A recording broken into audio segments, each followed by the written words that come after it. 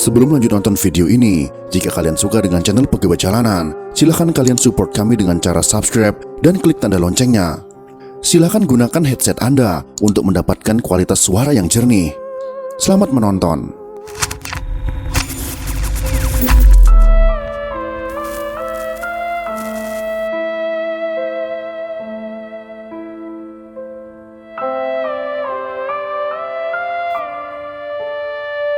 Hampir mustahil menarik kesimpulan yang pasti tentang siapa di balik peristiwa berdarah Gestapo.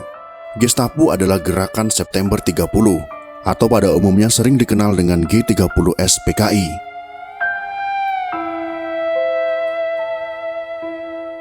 Berbagai posisi yang kabur dan kurangnya sumber-sumber tertulis, serta saksi-saksi memunculkan berbagai spekulasi tentang dalang peristiwa Gestapo. Meskipun video yang kami sajikan ini berasal dari buku yang kami baca, tidak menunjukkan siapa dalangnya atau menentukan beberapa jauh pihak-pihak tertentu terlibat. Penting dikemukakan berbagai teori, interpretasi, dan spekulasi mengenai aktor-aktor dalam peristiwa Gestapo. Dalam konteks video ini setidaknya terdapat 5 skenario terhadap peristiwa tersebut. Mari kita simak ulasannya satu persatu.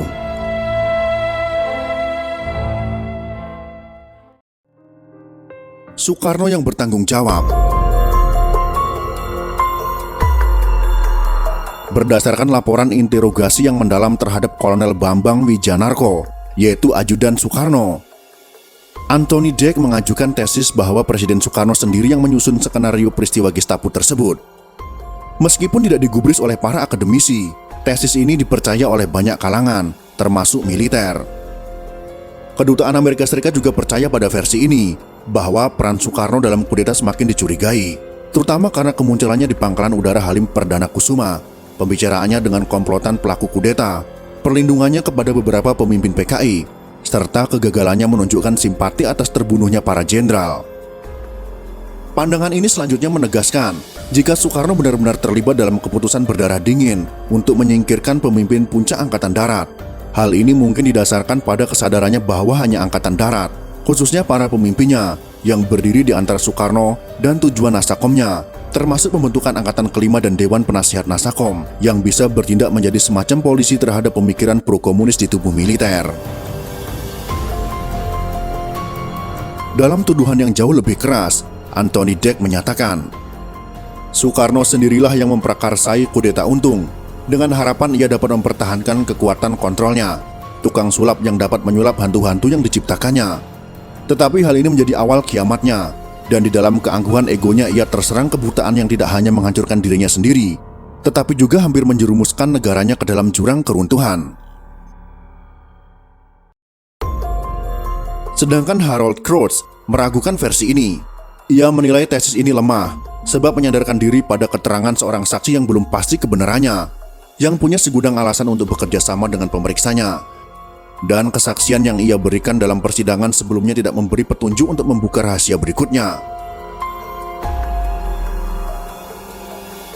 Keterangan Wijanarko menunjukkan Soekarno cenderung menaruh hati pada gerakan yang bertujuan melawan pemimpin Angkatan Darat.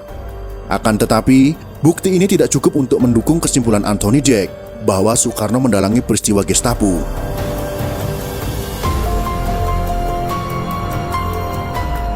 Soeharto di balik Gestapo. Versi ini percaya bahwa Soehartolah yang sesungguhnya berada di balik rencana kudeta. Ada beberapa fakta mencurigakan yang berkaitan dengan perannya. Sebagai Panglima Kostrad dan jenderal yang biasa mewakili Panglima Angkatan Darat, bila yang disebut terakhir pergi ke luar negeri, Soeharto adalah jenderal yang paling penting yang tidak tercantum dalam daftar nama yang harus diculik. Selain itu, bersama Panglima Kodam Jakarta, Maijen Umar Warahadikusuma, Soeharto menguasai pasukan yang sebenarnya dapat digunakan untuk menggagalkan percobaan kudeta. W.F. Wertheim, sarjana terkemuka penganut versi ini, mengatakan bahwa Soeharto mungkin memang telah bersekutu dengan komplotan tersebut. Soeharto tampaknya tidak puas, sebab pemimpin Angkatan Darat gagal memenuhi tantangan komunis dan kemudian memanfaatkan Gestapo sebagai sarana untuk melibatkan PKI dalam suatu aksi yang dapat menjadi dalih Angkatan Darat untuk melawan partai tersebut. Dalam teori ini, Syam Kamurjaman mungkin adalah agen Soeharto yang menyusup ke dalam tubuh PKI ketimbang orang PKI yang menjadi informan Angkatan Darat.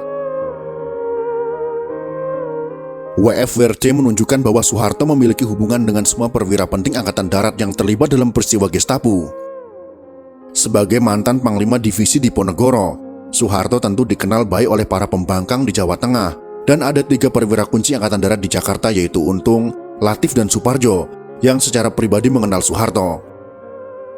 Tetapi, bukti seperti ini tidak cukup untuk mendukung pendapat bahwa Soeharto terlibat dalam persekongkolan para perwira tersebut. WRT menemukan mata rantai yang hilang ini dalam hasil sebuah wawancara Arnold C. Bregman dengan Soeharto pada tahun 1968. Soeharto menceritakan kepada Bregman bahwa ketika ia mengunjungi anaknya di rumah sakit pada tanggal 30 September malam, ia bertemu dengan Latif yang menanyakan kondisi anaknya. Menurut Soeharto, "Sekarang saya menyadari bahwa malam itu ia tidak pergi ke rumah sakit untuk mengetahui keadaan anak saya, tetapi agaknya lebih untuk mengetahui keadaan saya." Namun, WFWRT menyatakan, sekurangnya ada alasan untuk mengasumsikan bahwa melalui perjumpaan itu, Soeharto mendapatkan beberapa informasi mengenai rencana kudeta. Dan dalam kenyataannya, hubungan Soeharto dengan komplotan tersebut mungkin lebih dekat lagi. Spekulasi mengenai peran Soeharto dalam rencana dan pelaksanaan peristiwa Gestapo muncul ketika ia membuat cerita yang tidak konsisten mengenai perjumpaannya dengan Latif. Akan tetapi, tidak ada bukti lain yang mendukung versi ini selain perjumpaan singkat Soeharto dengan Latif di rumah sakit dan hubungan masa lalunya dengan beberapa perwira progresif dari Jawa Tengah.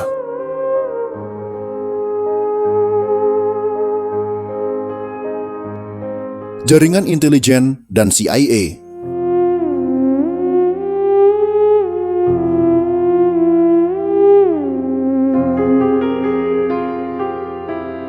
Versi ini menyatakan, jaringan intelijen Angkatan Darat sendirilah yang memprakarsai Gestapo, baik atas usaha sendiri maupun atas bantuan agen-agen intelijen asing, khususnya Amerika Serikat dan Cina. Dengan menyajikan 2 transkrip persidangan Nyono dan Untung, Cohen Holtz-Zeppel yang mengembangkan mazhab ini menyimpulkan PKI maupun pemimpinnya Aidit tidak pernah membuat perjanjian politik apapun dengan gerakan tersebut atau dengan anggota dan pemimpin gerakan. Karena itu, kita mungkin bisa menyimpulkan bahwa kelompok Pringgodani tidak membangun hubungan dengan organisasi-organisasi komunis selain yang menyangkut rencana pelatihan di Halim Perdana Kusuma. Meskipun demikian, PKI disalahkan karena menjadi pamrakarsa gerakan 30 September. Kegiatan-kegiatan politik kelompok Pringgodani lah, terutama komandannya Suyono, serta Syam, ahli politik yang akhirnya bertanggung jawab atas kesalahan tersebut. Versi ini menyimpulkan, tidak ada bukti konkret dan independen yang menunjukkan adanya hubungan rahasia antara Aidit dengan gerakan tersebut. Selain itu, seluruh saksi yang mungkin memperlihatkan bukti yang bertentangan dengan keberadaan mereka sudah dihilangkan. Pertanyaan-pertanyaan Untung tentang para saksi itu diblokir oleh Syam Kamaruzaman. Akhirnya, ada keputusan partai untuk tidak menjalin kontak dengan gerakan.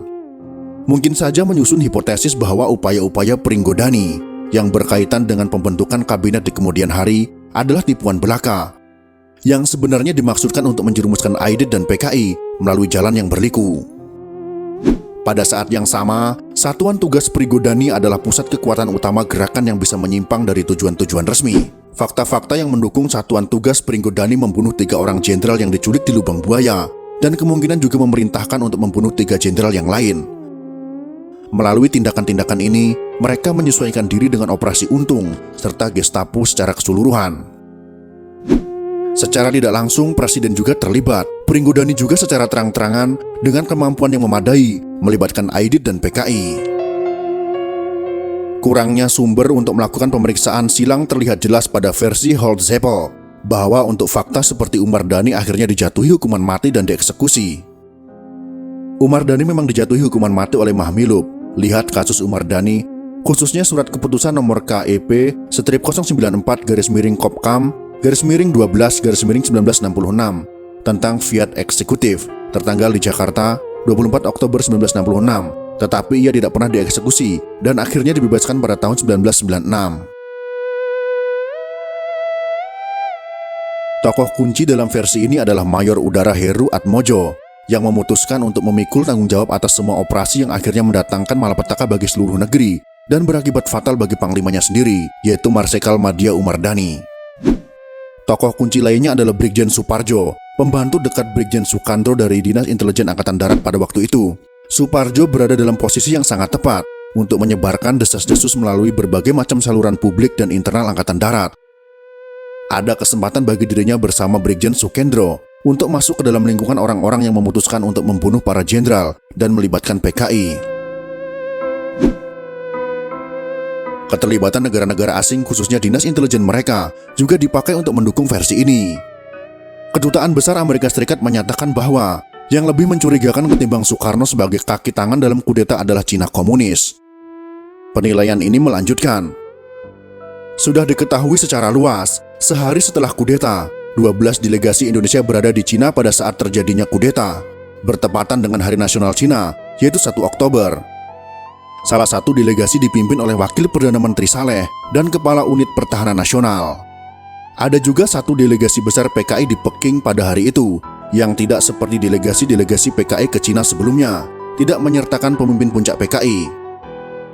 Tak diragukan lagi bahwa para pemimpin puncak PKI tetap tinggal di Indonesia, karena berbagai peristiwa genting akan terjadi di Indonesia.